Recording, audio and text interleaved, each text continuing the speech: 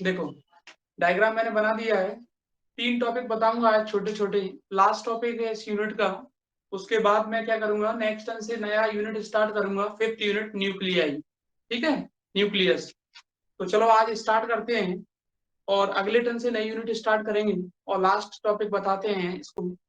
मैंने आपको rotational spectra, घूर्णन वर्णक्रम और वाइब्रेशनल स्पेक्ट्रा, काल्पनिक वर्णक्रम के बारे में मैंने बता दिया था कि उसमें एनर्जी लेवल्स क्या रहते हैं, उनकी एनर्जी क्या होती है और ट्रांजिशन कब पॉसिबल होता है, सारी चीजें बता चुके हैं। आज जो टॉपिक मैं आपको बताने वाला हूँ इलेक्ट्रॉनिक स्पेक्ट्रा, ये भी थ्योरेटिकल है और केवल एक डायग्राम है छोटा सा। तो बच्चों सबसे पहले हम बात करते हैं इलेक्ट्रॉनिक स्पेक्ट्रा के बारे में। इलेक्ट्रॉनिक स्पेक्ट्रा मतलब इलेक्ट्रॉनिक वर्णक्रम। ठीक है, क्या होता है ये डायग्राम को मत देखना अभी, ये बाद में बताएंगे हम। ये ये जो नया टॉपिक, एक और टॉपिक है उसका डायग्राम है। तो सबसे पहले हेडिंग बनाते हैं, इधर बना देता हूं मैं, इलेक्ट्रॉनिक स्पेक्ट्रा। स्पेक्ट्रा इलेक्ट्रॉनिक वर्णक्रम बोलते हैं इसको, इलेक्ट्रॉनिक वर्णक्रम। इसमें सब आ जाता है, रोटेशनल भी आ जाता है और वाइब्रेशनल भी आ जाता है। इलेक्ट्रॉनिक वर्णक्रम, इलेक्ट्रॉनिक वर्णक्रम कब मिलता है इलेक्ट्रॉनिक वर्णक्रम? चलो स्टार्ट करते हैं। देखो सबसे पहले मैं आपको बताता हूँ, सारे बच्चे सुनते जाएं। कोई भी एटम हो 2 और मोर देन 2 मॉलिक्यूल से मिलकर बना होता है। कोई भी एटम हो 2 और मोर देन 2 मॉलिक्यूल से मिलकर बना होता है। जब हम उस मॉलिक्यूल को पास पास में लेके आते हैं तो उन मॉलिक्यूल्स के बीच में एक इंटरेक्शन होता है। अच्छा, मॉलिक्यूल का जो सेंटर होता है उसको न्यूक्लियस बोलते हैं और उस न्यूक्लियस को एज ए सेंटर आप एज्यूम करके चलेंगे। तो कोई भी एटम होता है 2 और मोर देन 2 मॉलिक्यूल से मिलकर बना होता है और उन मॉलिक्यूल को जब आप पास पास लेके आते हो तो उसका न्यूक्लियस जो होता है एज ए सेंटर बिहेव करता है। और जो उसके, जैसे मैंने बताया था, एटम के अराउंड में ऑर्बिट वगैरह रहते हैं, फिर वो इलेक्ट्रॉन मूव करता है ना, ये सारी चीजें तो आपको पहले से मालूम है। तो जब हम मॉलिक्यूल को पास में लेके आते हैं तो उनके बीच में एक इंटरेक्शन होता है, एनर्जी का रीडिस्ट्रीब्यूशन होता है। तो वहां पर जो हमें स्पेक्ट्रा देखने को मिलता है वो इलेक्ट्रॉनिक स्पेक्ट्रा होता है। किस तरीके से होता है पूरी डिटेल हम बाद में बताते जाएंगे, अभी सुनते जाना, थ्योरी सुनते जाओ।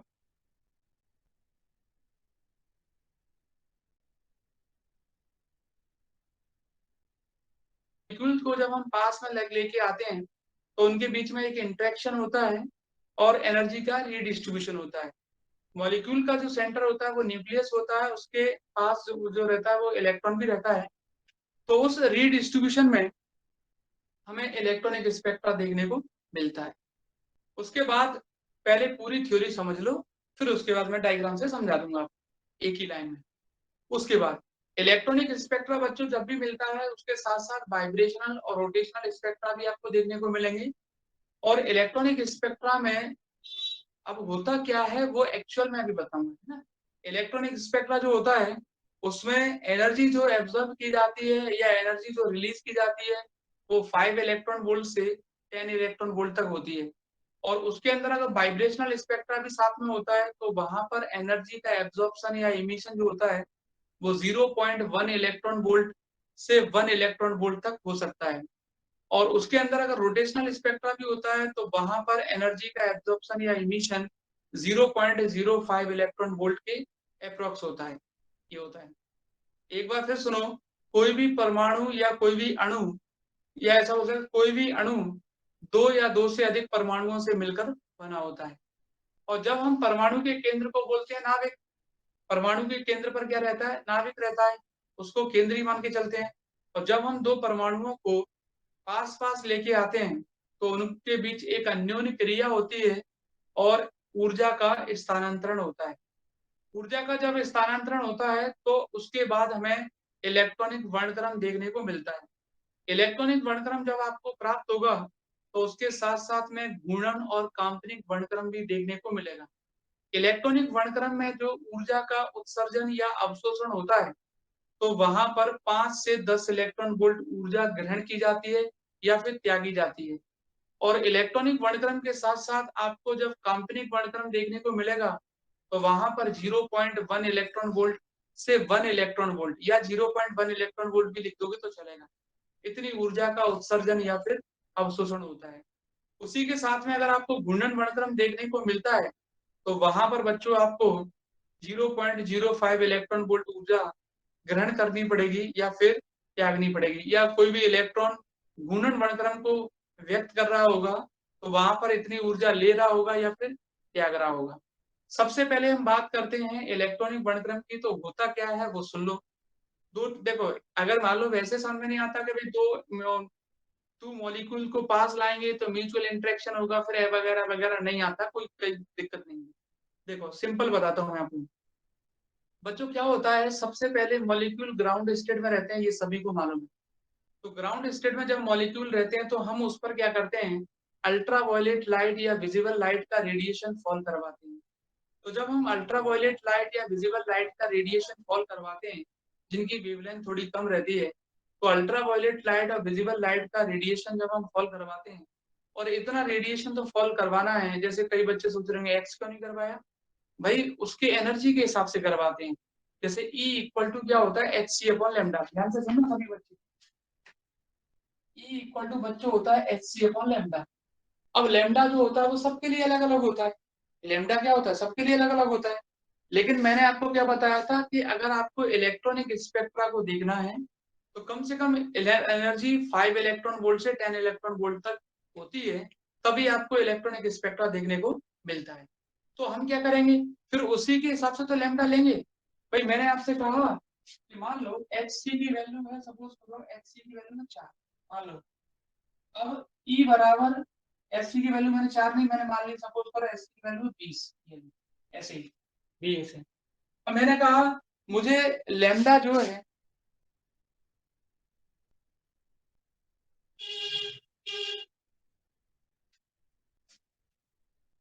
अभी आरती उपाध्याय, क्यों कौन है बेटा, क्या नाम है आपका? आरती उपाध्याय के नाम से जो एंटर हुआ है तो कौन है? वैष्णवी शर्मा। अच्छा, तो बता दिया करो पहले। चलो, तो मान लो जैसे एक्स सी की वैल्यू 20 है। अब मैंने आपसे कहा कि मुझे वैल्यू 5 चाहिए, तो आप क्या कहोगे, एक काम करो सर, 4 का डिवाइड लगा दो तो आपको क्या मिल जाएगा, 5 मिल जाएगा। समझ में आ रहा है? तो ये दिमाग से कंफ्यूजन आप हटा देना कि हम जो बोल रहे हैं उसमें कौन सी विजिबल लाइट लेनी है आपको, है ना, कि कई दिमाग में सोचते हैं ये वाली क्यों नहीं ली, वो वाली क्यों। तो हमने क्या किया, सबसे पहले मॉलिक्यूल जो रहता है वो ग्राउंड स्टेट में रहता है, उस पर हम अल्ट्रावायलेट लाइट और विजिबल लाइट का रेडिएशन फॉल करवाएंगे। अल्ट्रावायलेट लाइट और विजिबल लाइट का जब हम रेडिएशन फॉल करवाते हैं तो जो मॉलिक्यूल रहते हैं ग्राउंड स्टेट में उनको इतनी एनर्जी मिल जाती है कि वो इलेक्ट्रॉनिक स्पेक्ट्रा को रिप्रेजेंट कर सकते हैं। इलेक्ट्रॉनिक स्पेक्ट्रा को रिप्रेजेंट कैसे करते हैं, जब आप उस पर रेडिएशन को फॉल करवाते हैं तो फॉल करवाने के बाद वो क्या होता है, एनर्जी को एब्जॉर्ब करेंगे और ग्राउंड स्टेट से एक्साइटेड स्टेट में चले जाएंगे। एक्साइटेड स्टेट में जो मॉलिक्यूल रहता है वो अकॉर्डिंग टू नेक्स्ट टॉपिक का नाम अभी नहीं ले रहा, अकॉर्डिंग टू नेक्स्ट टॉपिक जो भी बताऊंगा उसका नाम मुझे लिखना पड़ेगा, थोड़ा अजीब नाम है ना, और क्या नाम है वो आप देख लेना है। तो अकॉर्डिंग टू एफ सी बोल देता हूँ, एफ सी शॉर्ट में, अकॉर्डिंग टू एफ सी वो ये बोलता है कि मॉलिक्यूल जो है वो एक्साइटेड स्टेट में केवल मॉलिक्यूल जो है एक्साइटेड स्टेट में केवल 10 की पावर -15 सेकेंड तक रह सकता है। अगला टॉपिक एफसी क्या बोलता है कि मॉलिक्यूल जो है वो 10 की पावर -15 सेकेंड तक केवल एक्साइटेड स्टेट में आपका रह सकता है, उसके बाद ग्राउंड स्टेट में आ जाएगा। तो बहुत फास्ट चला गया ये तो, वही लोअर लेवल से गया अपर लेवल में, उसके बाद लोअर से कहा गया, अपर में गया, उसके बाद फास्ट चला गया, 10 की पावर -15 सेकेंड तक रुका और फिर वापस कहाँ आ गया, ग्राउंड स्टेट में। तो इसका भी एक कॉन्सेप्ट है, आगे चल के बताएंगे अभी नेक्स्ट टॉपिक में। तो अकॉर्डिंग टू एफसी ये बोला जाता है कि मॉलिक्यूल जो है एनर्जी को एब्जॉर्ब करेगा और ग्राउंड स्टेट से कहाँ पहुंच जाएगा, आपका एक्साइटेड स्टेट में पहुंच जाएगा। कहाँ पहुंच जाएगा, एक्साइटेड स्टेट में। ग्राउंड स्टेट से कहाँ पहुंच जाएगा, आपका एक्साइटेड स्टेट में। और एक्साइटेड स्टेट में वो रुकेगा 10 की पावर -15 सेकेंड तक और वापस कहाँ आ जाएगा, ग्राउंड स्टेट में। इलेक्ट्रॉनिक स्पेक्ट्रा का मतलब ही होता है कि मॉलिक्यूल जब यहाँ से ग्राउंड स्टेट से कहाँ पहुंचा, एक्साइटेड स्टेट में एनर्जी को एब्जॉर्ब करके, या एक्साइटेड स्टेट से कहाँ आया, ग्राउंड स्टेट में एनर्जी को रिलीज करके। वही होता है आपका कौन सा स्पेक्ट्रा, इलेक्ट्रॉनिक स्पेक्ट्रा। एक बार फिर सुन सकते हो कि जब भी कोई अणु या जब भी कोई परमाणु, बहुत सारे परमाणु हैं, सबसे पहले परमाणु या अणु जो रहता है वो मूल अवस्था में रहता है, और उस पर आप दृश्य प्रकाश या पराबैंगनी प्रकाश को आपतित करोगे, या दृश्य प्रकाश और पराबैंगनी प्रकाश के विकिरण को आपतित करोगे, और आपतित करने के बाद वो क्या करेगा, ऊर्जा को ग्रहण कर लेगा, और ऊर्जा को ग्रहण करने के बाद वो कहाँ पहुंच जाएगा, सीधा उत्तेजित अवस्था में। अकॉर्डिंग टू FC, अगला जो टॉपिक है उसके हिसाब से क्या होता है कि वो उत्तेजित अवस्था में पहुंच जाएगा, तो वहां पर 10⁻⁻15 सेकंड तक रुकेगा बस, और उसके बाद ऊर्जा का आपको मालूम है, वहां पर जब वो पहुंचता है तो कंपन करता है, कई सारे अणु जाते हैं, कंपन करने लगते हैं, ऊर्जा की हानि होती है, और वो सीधा कहाँ जाते हैं, मूल अवस्था में वापस आ जाते हैं। तो जब वो ऊर्जा को लेके गया या उत्सर्जित करके वापस मूल अवस्था में आया, तो उसी वर्णक्रम को बोलते हैं इलेक्ट्रॉनिक वर्णक्रम। और उसके साथ साथ रोटेशनल और वाइब्रेशनल जो स्पेक्ट्रा होते हैं वो देखने को मिलते हैं, जैसे ऊपर गया वाइब्रेट करने लगा है ना, तो वहां पर आपको रोटेशनल और वाइब्रेशनल स्पेक्ट्रा भी देखने को मिलती है। ये छोटा सा डायग्राम है, ये अगले टॉपिक का है, लेकिन इसी में थोड़ा सा मैं आपको बता देता हूँ। देखो, जैसे मान लो सबसे पहले मॉलिक्यूल रहता है वो ग्राउंड स्टेट में रहता है, क्या रहता है, ग्राउंड स्टेट में। तो ग्राउंड स्टेट में जब मॉलिक्यूल रहता है उसको एनर्जी दोगे बाहर से, अल्ट्रावायलेट और विजिबल लाइट को फॉल करवाओगे, तो वो एनर्जी को एब्जॉर्ब करेंगे उसके हिसाब से, और एनर्जी एब्जॉर्ब करेंगे तो कहाँ जाएंगे, एक्साइटेड स्टेट में। तो एक्साइटेड स्टेट में पहुंचने के बाद वो 10⁻⁻15 सेकंड तक रुकेगा बस, अकॉर्डिंग टू FC, और वापस कहाँ जाएगा आपका, ग्राउंड स्टेट में।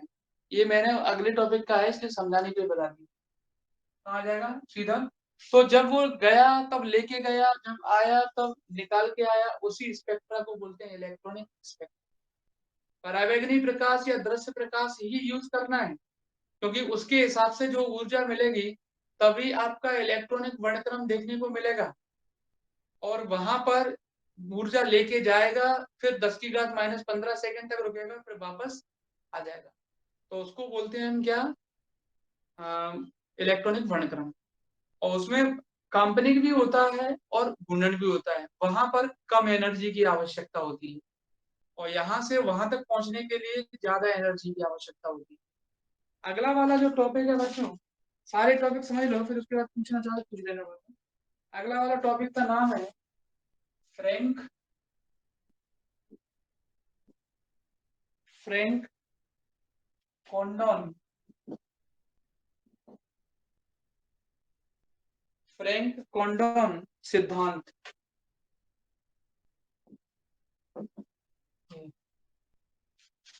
FC, ये साइंटिस्ट का नाम है, फ्रैंक कोंडोन सिद्धांत, FC। ये इसने इलेक्ट्रॉनिक स्पेक्ट्रा को दिया था, है ना। देखो, इसका भी कोई ज्यादा बड़ा लॉजिक नहीं है। FC ने क्या है, इलेक्ट्रॉनिक स्पेक्ट्रा को रिप्रेजेंट करने की कंडीशन रख दी कि भाई इलेक्ट्रॉनिक स्पेक्ट्रा जब आप देखोगे तो उसके लिए दो कंडीशन कम से कम होना चाहिए। कौन कौन सी? फर्स्ट नंबर, इलेक्ट्रॉनिक स्पेक्ट्रा को एक सेकंड को हटा दो, पहले साफ कर दो।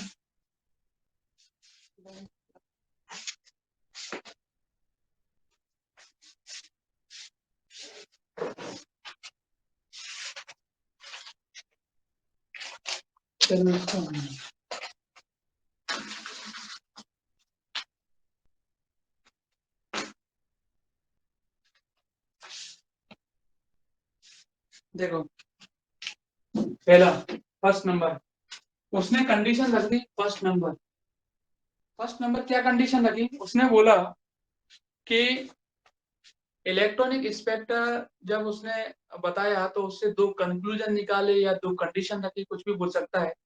इलेक्ट्रॉनिक स्पेक्ट्रा को रिप्रेजेंट करने के लिए उसने अपना प्रिंसिपल दिया था, और वहां से दो कंक्लूजन निकाले या दो कंडीशन रख दी, एक ही बात है।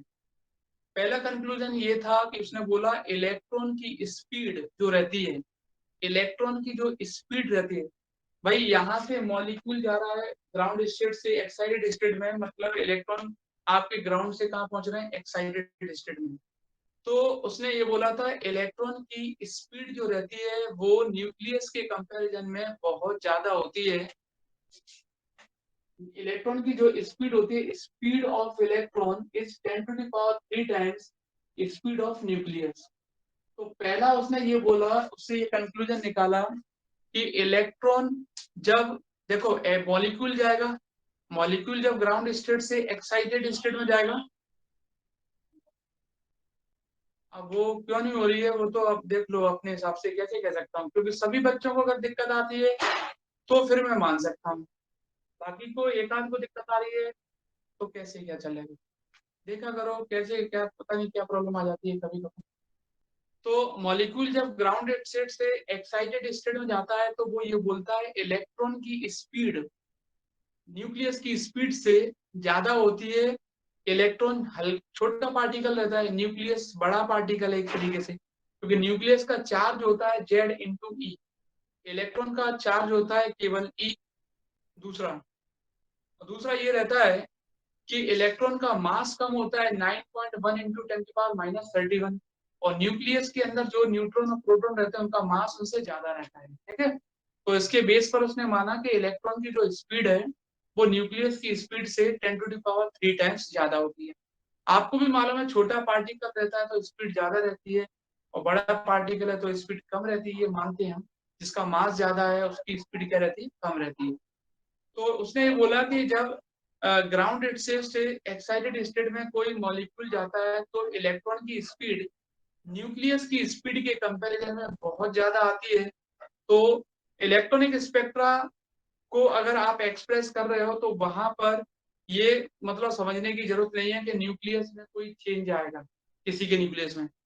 न्यूक्लियस की स्पीड, वो इलेक्ट्रॉन की स्पीड न्यूक्लियस की स्पीड से ज्यादा रहती है, इसीलिए जो वाइब्रेशनल मोशन होता है या जो रोटेशनल मोशन होता है उस टाइम पर न्यूक्लियस में कोई चेंजेस नहीं आते हैं। क्योंकि उस टाइम पर इलेक्ट्रॉनिक स्पेक्ट्रम को जब डिस्क्राइब किया था तब कई सारे साइंटिस्ट ये बोले थे कि एटम का न्यूक्लियस चेंज हो जाता है। जब वाइब्रेशनल या रोटेशनल मोशन होता है तो एटम का न्यूक्लियस जो रहता है वो चेंज हो जाता है जब वो लोअर स्टेट से अपर स्टेट में जाता है। तो कोई भी मॉलिक्यूल लोअर स्टेट से अपर स्टेट में जाता है तो उस टाइम पर उसका न्यूक्लियस चेंज हो जाता है। लेकिन एफसी ने ये बताया कि उस टाइम पर कि उसने ये कंक्लूजन निकाला कि इलेक्ट्रॉन की स्पीड न्यूक्लियस की स्पीड से ज्यादा रहती है, इसीलिए जब भी वाइब्रेशनल रोटेशनल या इलेक्ट्रॉनिक मोशन होते हैं तो वहां पर न्यूक्लियस पे कोई चेंज नहीं आता है। पहला कंक्लूजन ये था। दूसरा कंक्लूजन ये बताया उसने और दूसरी कंडीशन भी ये बता दी कि अगर कोई इलेक्ट्रॉन मीन पोजीशन में है, मीन पोजीशन का मतलब होता है जब डिस्प्लेसमेंट जीरो हो। तो जब डिस्प्लेसमेंट जीरो होता है, मीन पोजीशन का मतलब होता है रेस्ट पोजीशन भी बोलते हैं उसको। मीन पोजीशन का मतलब होता है जब डिस्प्लेसमेंट जीरो हो, मतलब जब वेलोसिटी जीरो हो, मतलब जब काइनेटिक एनर्जी जीरो हो, तब जाके आपको इलेक्ट्रॉनिक स्पेक्ट्रा क्लियर दिखाई देगा। क्योंकि उस टाइम पर काइनेटिक एनर्जी जीरो होगी, केवल पोटेंशियल एनर्जी होगी mgh। तो वहां पर आपको इलेक्ट्रॉनिक स्पेक्ट्रा अच्छा देखने को मिलता है, क्लियर देखने को मिलता है। ये उसने कंडीशन दूसरी बोल दी। तो एफसी जो था साइंटिस्ट, उसने दो, जो वैज्ञानिक था एफसी फ्रैंक कोंडोन, उसने ये बताया था कि पहली कंडीशन ये बताई थी कि इलेक्ट्रॉन की जो स्पीड होती है, इलेक्ट्रॉन की जो चाल होती है वो नाभिक की चाल से 10⁻³ गुना ज्यादा होती है। तो जब भी इलेक्ट्रॉनिक वर्णक्रम होता है, जब भी इलेक्ट्रॉनिक वर्णक्रम होता है मतलब कोई अणु मूल अवस्था से उत्तेजित अवस्था में जाता है या उत्तेजित अवस्था से मूल अवस्था में आता है तो नाभिक में कोई परिवर्तन नहीं होता है। जैसे उस टाइम पे बोला था कई साइंटिस्टों ने, नाभिक में परिवर्तन हो जाएगा, उसका आवेश कम हो जाएगा, आवेश बढ़ जाएगा, द्रव्यमान कम हो जाएगा, उसके अंदर जो भी अणु है। तो ऐसा कुछ भी नहीं होता है, क्योंकि उसने ये बोला था एक तो इलेक्ट्रॉन छोटा कण होता है, सीधा जाएगा और 10⁻⁻15 सेकंड तक रुकेगा बस केवल ऊपर। क्योंकि उसके पास जब वो जाता है तो एनर्जी भी कम लेके जाता है, हल्का पार्टिकल है, कम एनर्जी मिलेगी तो भी चला जाएगा। तो वो केवल 10⁻⁻15 सेकंड तक रुकता है। और दूसरा उसने बोला कि अगर मीन अवस्था में इलेक्ट्रॉनिक वर्णक्रम आप देखते हो तो ज्यादा अच्छा रहता है, ज्यादा क्लियर दिखाई देता है, क्योंकि मीन अवस्था में माध्य अवस्था में विस्थापन का मान शून्य होता है, मतलब वेग शून्य होता है, मतलब गतिज ऊर्जा शून्य होती है, मतलब केवल स्थितिज ऊर्जा होती है। तो वहां पर आपको जो इलेक्ट्रॉनिक वर्णक्रम होता है वो ज्यादा अच्छा दिखता है। फिर एक साइंटिस्ट और आया, एक साइंटिस्ट और था बॉर्न ओपनहाइमर। एक साइंटिस्ट, इसलिए तो दूसरा होता है, दूसरी कंडीशन क्या थी, मीन पोजीशन। मीन पोजीशन माध्य स्थिति, माध्य स्थिति। अभी डायग्राम नहीं समझाया, मैं बताऊंगा डायग्राम। मीन पोजीशन माध्य स्थिति, और यहाँ x जीरो होगा, v जीरो होगा, काइनेटिक एनर्जी जीरो होगी, केवल potential energy not equal to zero. तो यहाँ आपको इलेक्ट्रॉनिक वर्णक्रम देखने को ज्यादा मिलता है। देखो जब एफसी जो साइंटिस्ट था उसने एक ग्राफ ड्रॉ किया, और ग्राफ से देखो क्या बताया। ये ग्राफ है आपका वाइब्रेशनल मोशन को भी रिप्रेजेंट कर रहा है, और आपका इसको भी रिप्रेजेंट कर रहा है, किसको, इलेक्ट्रॉनिक। इलेक्ट्रॉनिक मतलब नीचे से ऊपर गया तो इलेक्ट्रॉनिक हो गया। वाइब्रेशनल का मतलब ये देखो, मैंने बताया था बच्चों, अगर आपको याद हो, वाइब्रेशनल काइनेटिक एनर्जी, घूर्णन वो काल्पनिक गतिज ऊर्जा, काल्पनिक गतिज ऊर्जा, ये पहले बता चुका हूं डेरिवेशन सेकंड यूनिट में। काल्पनिक गतिज ऊर्जा, vibrational kinetic energy, vibrational kinetic energy, ये फॉर्मूला रहता है। ठीक है, अब देखो n की जगह जीरो रखो, n की जगह जीरो रखो तो कितना आएगा। ये कई सारी स्टेट बना दी और ऊपर भी बना ली है ना। n की जगह जीरो रखो, कितना आएगा, 1/2 h mu zero, 1/2 h mu zero. अब उसके बाद 1/2 h न्यू जीरो आ जाएगा। इधर साइंटिस्टों के नाम ये थे, मैक्स बोर्न, इसको छोड़ो अभी, बाद में बताता हूँ। पहले n बराबर जीरो रखो तो कितना आएगा, 1/2 h न्यू जीरो। 1 रखो कितना आएगा, 3/2 h न्यू जीरो। 2 रखो कितना आएगा, 5/2 h mu zero. Vibrational kinetic energy या वाइब्रेशनल एनर्जी, काल्पनिक ऊर्जा, उसका फॉर्मूला ये रहता है। n की जगह जीरो रखा तो ये 1/2 h न्यू जीरो मिल गया। 1 रखा तो ये मिल गया। इनका डिफरेंस कितना है, इनका डिफरेंस कितना है, h न्यू जीरो। इनका डिफरेंस कितना है, h न्यू जीरो। तो इसलिए ये सब एक जैसे बनाना है। तो ये मैंने जो लिखा है ना, वो केवल 1/2 h न्यू जीरो इसके लिए लिख दिया, और h न्यू जीरो लिखा है ना, वो इनका डिफरेंस है, इनका डिफरेंस है, इनका डिफरेंस। सेम कंडीशन ऊपर।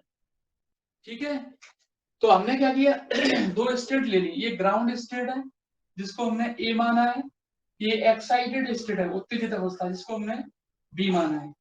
सबसे पहले मॉलिक्यूल एफसी बोलता है ग्राउंड स्टेट में रहता है, यहाँ मूल अवस्था में। मैं दोनों को बता रहा हूँ, इलेक्ट्रॉनिक को भी और एफसी को भी। कहाँ रहता है, ग्राउंड स्टेट में, मूल अवस्था में। आप बाहर से कौन सी एनर्जी दोगे, कौन सी लाइट फॉल करवाओगे, अल्ट्रा वायलेट और विजिबल, दृश्य और पराबैंगनी, यहाँ करवा दोगे। उसके बाद वो क्या करेगा, एनर्जी को या ऊर्जा को ग्रहण कर लेगा। फिर उसके बाद वो क्या करेगा, ऊपर जाएगा। जब वो ऊपर जाएगा तो आपको इलेक्ट्रॉनिक के साथ साथ वाइब्रेशनल भी देखने को मिलेगा। इलेक्ट्रॉनिक के साथ साथ क्या दिखेगा, वाइब्रेशनल भी मिलता है और रोटेशनल भी मिलता है, बहुत कम चांसेस में, तो तीनों मिलते हैं। अब क्या होगा, अब क्या होगा, वाइब्रेशनल देखने को मिलेगा। तो आपने क्या किया, उनका एनर्जी लेवल डायग्राम बना दिया और ये बता दिया कि n बराबर जीरो पर जो एनर्जी मिलती है उसको जीरो पॉइंट एनर्जी यानी शून्य बिंदु ऊर्जा बोलते हैं। शून्य बिंदु ऊर्जा, जीरो पॉइंट एनर्जी बोलते हैं। तो दो स्टेट के बीच में आपने बना दिया। एफसी जो बोलता है वो ये केवल ये बोलता है, पहला, कि जब आपका इलेक्ट्रॉनिक स्पेक्ट्रा होता है तो न्यूक्लियस चेंज नहीं होता। जैसे कई वो बोलते थे न्यूक्लियस में चार्ज कम हो जाता है, मास कम हो जाता है, या न्यूक्लियस अपनी जगह शिफ्ट हो जाता है, ऐसा ही बोल सकते हैं। ऐसे दो मान लो, सपोज करो एट मॉलिक्यूल पास पास में आए, इंटरेक्शन हुआ तो न्यूक्लियस चेंज हो गया, पीछे खिंच गया, आगे खिंच, ऐसा कुछ भी नहीं होता है। ऐसा कुछ भी नहीं होता है, क्योंकि इलेक्ट्रॉनिक स्पेक्ट्रम बहुत फास्ट होता है। तभी तो मैंने ये बताया है। R0 का मतलब होता है inter molecular separation between nucleus. नाविकों के बीच की आंतरिक दूरी बोलते हैं इसको, अंतरार्थिक दूरी। ये देखो, यहाँ भी इलेक्ट्रॉनिक स्पेक्ट्रा होगा, यहाँ भी होगा, यहाँ भी होगा, यहाँ भी होगा। मतलब इलेक्ट्रॉन जब यहाँ से यहाँ तक जाएगा, मॉलिक्यूल जब यहाँ से यहाँ तक जाएगा, अणु जब यहाँ से यहाँ तक जाएगा, तो दोनों के बीच का जो डिस्टेंस है वो सेम रहेगा। कोई नहीं कहता, वो उससे पहले जो साइंटिस्ट बोले थे वो गलत बोले थे कि मॉलिक्यूल अपनी पोजीशन को शिफ्ट कर देगा, वो सॉरी न्यूक्लियस, या ऐसा हो जाएगा वैसा हो जाएगा, कुछ भी नहीं होता है, कोई चेंजेस नहीं होता है।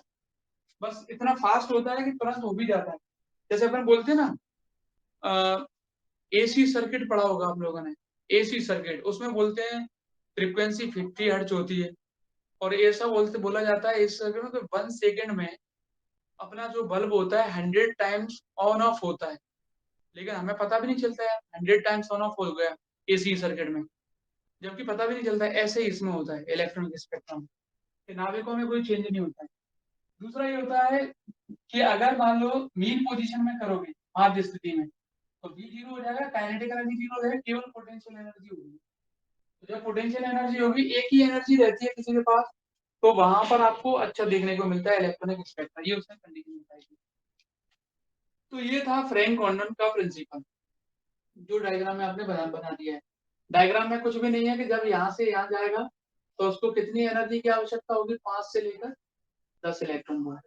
अगर वाइब्रेशन करेगा तो 0.1, और रोटेशनल करेगा तो 0.0।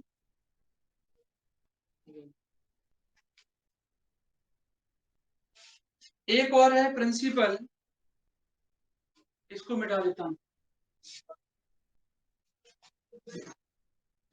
चलो मिटाता हूँ।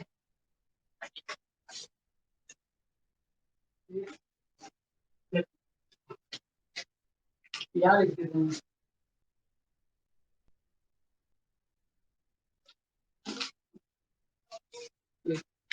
एक और है आपका born born open open हाइमर born open हाइमर सन्निकटता,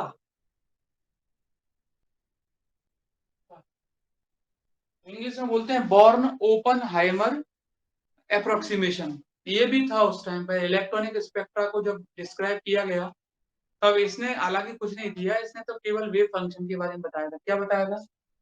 देखो, दो साइंटिस्ट थे, एक का नाम पूरा था मैक्स बॉर्न, जिसपे बॉर्न बन गया, और रॉबर्ट हाइमर, तो ओपन हाइमर नाम था, रॉबर्ट ओपन हाइमर, पूरा नाम था रॉबर्ट ओपन हाइमर। एक था मैक्स बॉर्न, पूरा नाम ये था। इसने क्या अप्रोक्सीमेशन दी है? इसने बोला कि जब इलेक्ट्रॉनिक स्पेक्ट्रा होता है, तो उस टाइम पर किसी मॉलिक्यूल का जो वेव फंक्शन होता है, वो न्यूक्लियस के वेव फंक्शन और इलेक्ट्रॉन के वेव फंक्शन के प्रोडक्ट के बराबर होता है। बॉर्न ओपनहाइमर ये बोलता है कि जब वेव फंक्शन का मतलब क्या होता है, सभी को मालूम है, तरंग फलन। वेव फंक्शन की डेफिनेशन क्या होती है? कोई भी पार्टिकल, कोई भी वेव, कोई भी लाइट टाइम के रिस्पेक्ट में अपनी पोजीशन को चेंज करता है, या वेव फंक्शन जो होता है वो किसी वेव के बारे में, किसी पार्टिकल के बारे में जो वेव की फॉर्म में चलता है, किसी लाइट लाइट के बारे में उसकी डिटेल एक्सप्लेनेशन देता है। जैसे उसका बिहेवियर क्या है, वो जब जा रहा है तो कितनी एनर्जी ले रहा है, आ रहा है तो कितनी एनर्जी दे रहा है, उसके बाद उसका नेचर क्या है, अट्रैक्टिव नेचर का है कि रिपल्सिव नेचर का, मतलब उसके सारे जितनी प्रॉपर्टीज हैं उनको बताता है वेव फंक्शन। तरंग फलन किसी तरंग के बारे में, किसी प्रकाश के बारे में, या कोई अणु या परमाणु जो फोटोन के रूप में चलता है उसके बारे में आपको केवल जानकारी देता है कि उसका व्यवहार कैसा है, उसका नेचर क्या है, उसके गुण या प्रॉपर्टी क्या क्या है, ये बताता है तरंग फलन। तो बॉर्न ओपनहाइमर जो वैज्ञानिक था, उसने ये बोला था कि किसी भी मॉलिक्यूल का जो वेव फंक्शन होता है, भाई यहाँ से जाएगा तो लाइट की फॉर्म में तो जाएगा, यहाँ से जाएगा तो लाइट की फॉर्म में भी तो जा रहा है। अब कितनी एनर्जी लेके जा रहा है, कितने आते समय निकाल रहा है, और क्या क्या इफेक्ट कर रहा है किसी अदर पार्टिकल्स पर, तो वो कौन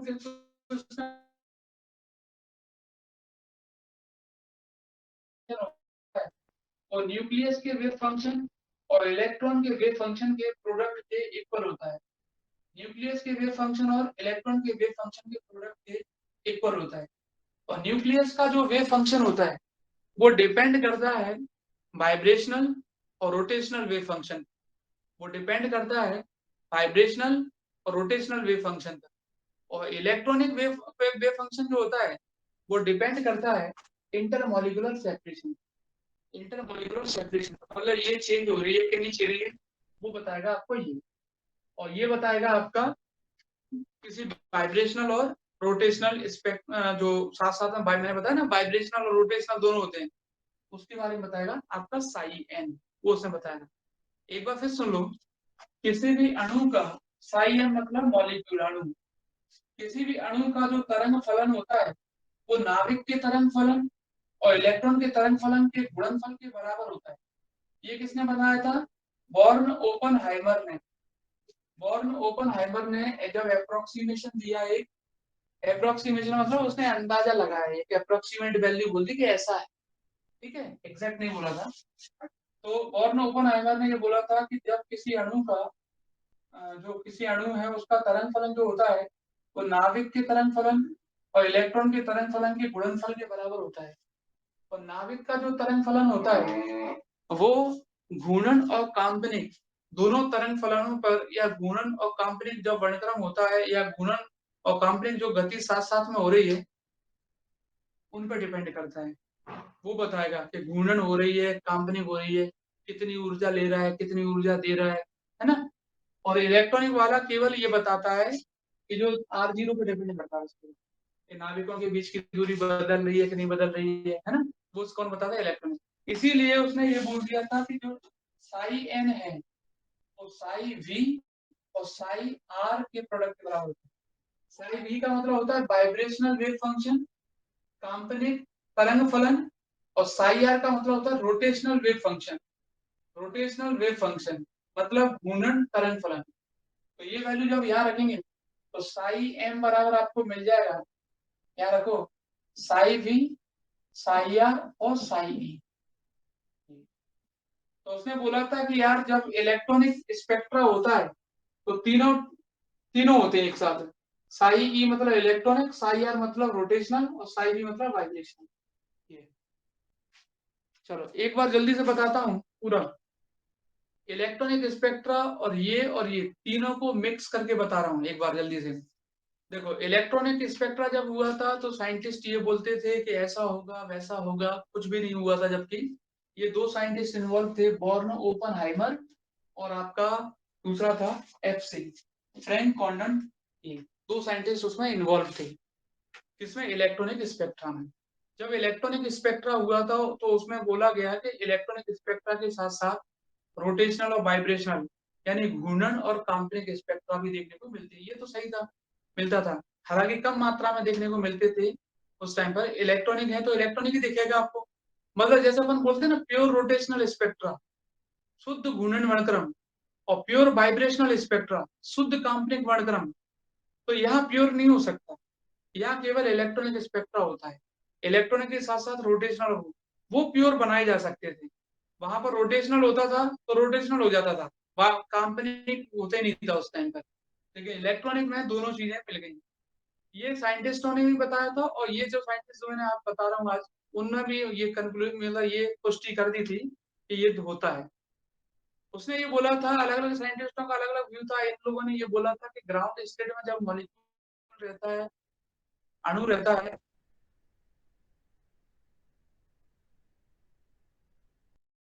या फिर दो मॉलिक्यूल को जब पास में लेके आते हैं जब दो मॉलिक्यूल को पास में लेके आते हैं कोई एटम है उसके इंटरेक्शन होता है जिससे एनर्जी रीडिस्ट्रीब्यूशन होती है और वहां पर आपको इलेक्ट्रॉनिक स्पेक्ट्रा देखने को मिलता है। इतना डिटेल में थोड़ा सा ऐसा है कि भाई जब मॉलिक्यूल जो रहता है जो अणु रहता है वो ग्राउंड स्टेट में रहता है और उस पर लाइट डालोगे अल्ट्रा वायलेट और विजिबल परावैंगनी और दृश्य प्रकाश डालोगे उससे क्या होता है उतनी एनर्जी उनको मिल जाएगी कि इलेक्ट्रॉनिक स्पेक्ट्रा को रिप्रेजेंट कर पाए। ना ज्यादा चाहिए उसको ना कम चाहिए कि भाई कम नहीं मिलना चाहिए। और चलो ऐसे तो आईआर भी डाल सकते थे एक्सरे भी डाल सकते थे लेकिन ना तो उसको ज्यादा चाहिए ना कम चाहिए। उसने बोला विजिबल और यूवी डाल दोगे मॉलिक्यूल के ऊपर तो इलेक्ट्रॉनिक स्पेक्ट्रा दिख जाएगा आपको। तो डाला ग्राउंड स्टेट में जब मॉलिक्यूल रहता है मूल अवस्था तो वहां पर उसके पास उतनी एनर्जी नहीं रहती है कि वो ऊपर जा पाए। उसके लिए उसको क्या करना पड़ेगा, बाहर से एनर्जी लेनी पड़ती है। बाहर से ऊर्जा जो मिलती है या तो लाइट की फॉर्म में मिलती है उसी को, या फिर ऐसा बोल दो फोटोन की फॉर्म में मिलती है। तो लाइट को या फोटोन को या रेडिएशन को या विकिरण को कुछ भी बोल दो, जब आपतित करवाएंगे, इंसिडेंट करवाएंगे तो वो एनर्जी को ले लेगा और कहाँ जाएगा, एक्साइटेड स्टेट में, उत्तेजित अवस्था में। अब साइंटिस्ट बोलने लगे अरे ऊपर जाएगा, इलेक्ट्रॉन मतलब उत्तेजित अवस्था में जाएगा, एक्साइटेड स्टेट में जाएगा, तो वहां पर ऐसा हो जाएगा कि न्यूक्लियस सेपरेट होने लगेंगे, न्यूक्लियस का साइज चेंज होने लगेगा, ऐसा वैसा। उसने कहा नहीं, ऐसा कुछ भी नहीं होता है। एफसी बोला कि ऊपर जाएगा तो, लेकिन इलेक्ट्रॉन छोटा पार्टिकल है, कितनी एनर्जी लेके जाएगा, ना के बराबर। तो तुरंत अपनी को एनर्जी को रिलीज करके 10⁻⁻15 सेकंड में लौट आएगा।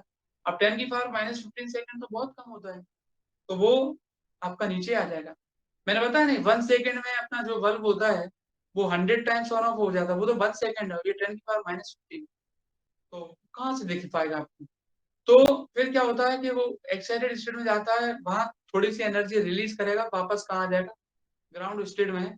और वहां पर ऐसी कोई चीज नहीं होती कि न्यूक्लियस का साइज चेंज हो गया हो या उनकी इंटरमोलिकुलर सेपरेशन यानी अंतर आणविक दूरी बदल गई हो, ऐसा कुछ भी नहीं होता है। तो मॉलिक्यूल जाएगा वापस ग्राउंड स्टेट में आ जाएगा। दूसरा उसने ये बोला एफसी ने कि अगर ये इलेक्ट्रॉनिक स्पेक्ट्रा को आप अच्छा क्लियर देखना चाहते हो तो एक काम करो, मीन पोजीशन यानी माध्य स्थिति में एक्सपेरिमेंट करो। उसने दोनों कंडीशन, एक होती है मीन पोजीशन, एक होती है मैक्सिमम डिस्प्लेसमेंट पोजीशन, अधिकतम विस्थापन की स्थिति बोलते हैं उसको। तो एक्सपेरिमेंट तो हर जगह करके देखता है व्यक्ति कि ऐसा भी करे वैसा भी करे, लेकिन उसको जो कंक्लूजन देखने को मिलते हैं वो लास्ट में मिलते हैं। उन्होंने देखा कि यार मीन पोजीशन यानी माध्य स्थिति में करोगे तो ज्यादा अच्छा रहेगा, क्योंकि वहां डिस्प्लेसमेंट जीरो होता है, विस्थापन शून्य होता है, वेलोसिटी काइनेटिक एनर्जी जीरो होती है, केवल एक ही एनर्जी रहती है, पोटेंशियल एनर्जी। उसको वो पोटेंशियल एनर्जी रहती है, तो वहां पर मॉलिक्यूल जो रहेगा, जैसे ग्राउंड स्टेट से हाइट कुछ एक्साइटेड स्टेट में जाएगा, तो जरूरत भी उसको केवल किसकी है, पोटेंशियल एनर्जी की, क्योंकि बाकी एनर्जी उसके पास है, फोटोन की फॉर्म में मिल चुकी है। तो वो बोलता है मीन पोजीशन में करो, यानी मॉलिक्यूल रेस्ट में हो तब करो ये वाला एक्सपेरिमेंट। मॉलिक्यूल वाइब्रेट कर रहा हो या रोटेशनल मोशन कर रहा हो तब एक्सपेरिमेंट नहीं करना चाहिए, रेस्ट में होना चाहिए ग्राउंड स्टेट में, तब करो। तो उसने इलेक्ट्रॉनिक स्पेक्ट्रा के साथ साथ वाइब्रेशनल और रोटेशनल दोनों भी देखे साथ साथ में। प्योरली इलेक्ट्रॉनिक तो मिला ही नहीं उसको। तो फिर ओपन हायर ने ये बोल दिया कि जो मॉलिक्यूल गया है, जो अणु गया है, उसका जो तरंग फलन है, उसका जो वेव फंक्शन है, वो न्यूक्लियस और इलेक्ट्रॉन के वेव फंक्शन के प्रोडक्ट के बराबर होता है। जो आपका अणु का जो तरंग फलन है वो नाभिक और इलेक्ट्रॉन के तरंग फलन के गुणनफल के बराबर होता है। तरंग फलन यानी वेव फंक्शन आपको ये बताता है कि किसी के नेचर के बारे में बताता है, बोल सकते हैं ऐसा, किसी के नेचर के बारे में बताता है, बिहेवियर के बारे में बताता है, व्यवहार कैसे। तो इसी से आप अनुमान लगा सकते हो। तो है ना, कोई भी लाइट हो, कोई वेव हो, ऐसा बोल। फिर उसने कहा कि साइलेंट जो होता है, न्यूक्लियस का जो वेव फंक्शन है, नाभिक का जो तरंग फलन है, वो वाइब्रेशनल और रोटेशनल मोशन दोनों पर डिपेंड करता है, मतलब दोनों के प्रोडक्ट के बराबर होता है। और साई ई जो होता है वो केवल इंटरमोलिकुलर सेपरेशन, अंतर आणविक दूरी पर ही डिपेंड करता है। तो इसने निकाला कि साई एन बराबर साई बी साई एन, फिर यहाँ रख दिया। तो इसने भी निकाल दिया कि मॉलिक्यूल का जो वाइब्रेशन, जो मॉलिक्यूल का जो स्पेक्ट्रा होता है वो वाइब्रेशन, रोटेशन और साथ साथ में इलेक्ट्रॉनिक भी होता है। ये ओपन हायर ने निकाला था। डायग्राम जो बना हुआ है उसने कुछ नहीं किया। डायग्राम में बच्चों क्या है, ये वाइब्रेशनल काइनेटिक एनर्जी होती है, काल्पनिक ऊर्जा बोलते हैं इसको। और आपको मालूम है एन की वैल्यू 0 1 2 3 रखेंगे तो जो हमें एनर्जी मिलेगी वो अलग अलग मिलेगी, बढ़ते हुए क्रम में मिलेगी, 1/2, 3/2, 5/2, 7/2। लेकिन उनका जो डिफरेंस रहेगा वो हमेशा क्या रहेगा, कांस्टेंट रहेगा। ये वाइब्रेशनल हो गई। इलेक्ट्रॉनिक ये हो गई। रोटेशनल वाली भी आप यहाँ ड्रॉ नहीं करना है आपको, रोटेशनल वाली केवल वाइब्रेशनल और इलेक्ट्रॉनिक बता दो। रोटेशनल जो स्पेक्ट्रा होता है वो थोड़ा सा कम दिखता है, वाइब्रेशनल और इलेक्ट्रॉनिक स्पेक्ट्रा ज्यादा दिखते हैं, इसलिए वहां ज्यादा एनर्जी की आवश्यकता भी पड़ती है। इलेक्ट्रॉन की स्पीड बहुत ज्यादा रहती है न्यूक्लियस से, नाभिक से, इसलिए क्या होता है वो तुरंत जाके वापस आ जाता है और न्यूक्लियस में कोई चेंजेस भी नहीं होती। ये है आज का टॉपिक, थ्योरेटिकल था। और एग्जाम में, एग्जाम पॉइंट ऑफ व्यू से मतलब ठीक है, कभी कभार पूछ भी लेते हैं, लेकिन ज्यादातर चांसेस कम रहते हैं। फिर भी करके तो जाना ही है आपको, तो ये चीज आपको कर लेना है। दो तीन चीजें सुन लो। एक तो जो बच्चा लोकल का है वो टेस्ट दिया करें, है ना। संडे को टेस्ट रहेगा तो मैं आपको मैसेज डाल दूंगा ग्रुप में, टेस्ट दिया करें। दूसरा, बैच के बाद अगर कोई बच्चा नहीं पूछ पाता है तो आप मैसेज करके पूछ लिया करो और गलत मत लिखा करो।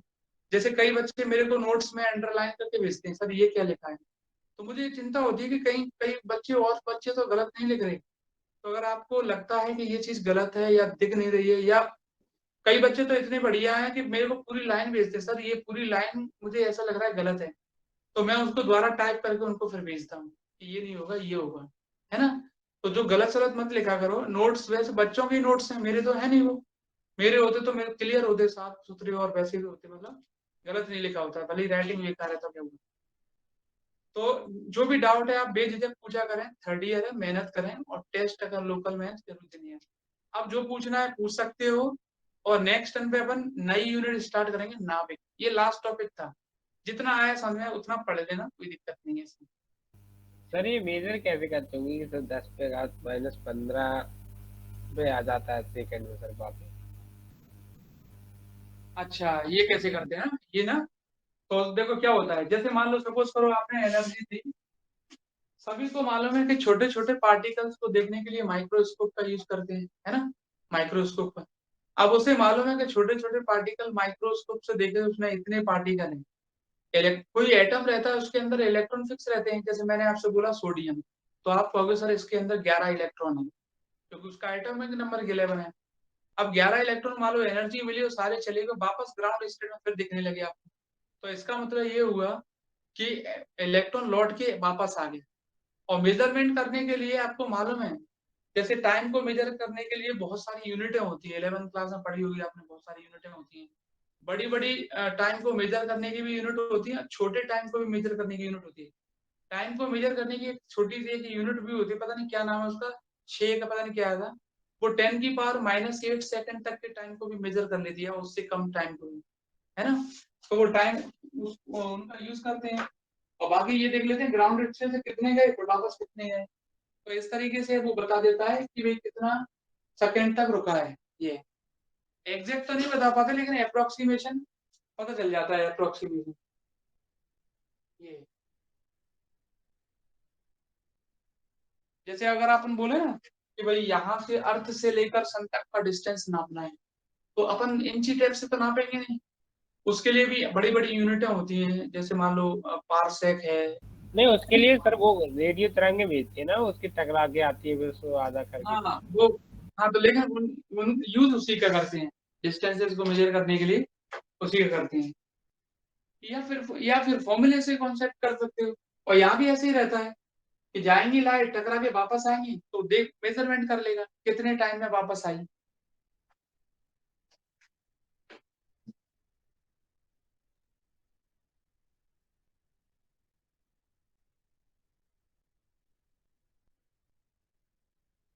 और जिन बच्चों की फीस जमा नहीं है वो बच्चे फीस जमा करवाएं।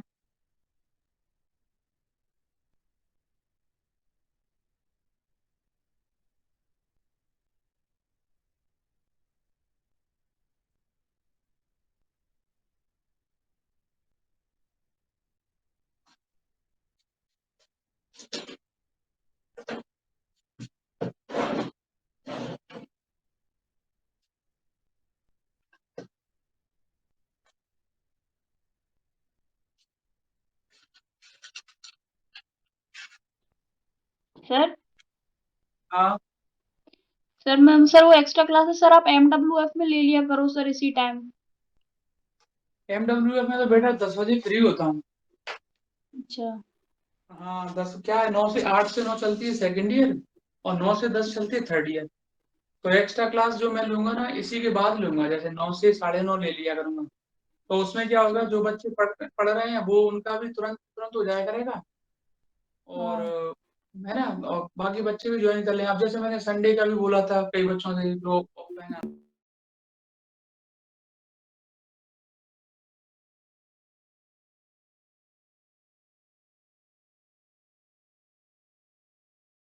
कुछ बच्चे नए और आ रहे हैं, तो मैं सोच रहा हूँ कि वो भी आ जाएं, हाँ तो फिर सर, उसके बाद ही वो स्टार्ट करूँ, फर्स्ट नहीं से तो ही फिर, कर, है ना, नहीं फर्स्ट तो फिर चैप्टर वही, से। है ना, नहीं फिर वही चलता रहेगा कि भाई वो कहेंगे मेरा भी करवा, मेरा भी करवा, ऐसे।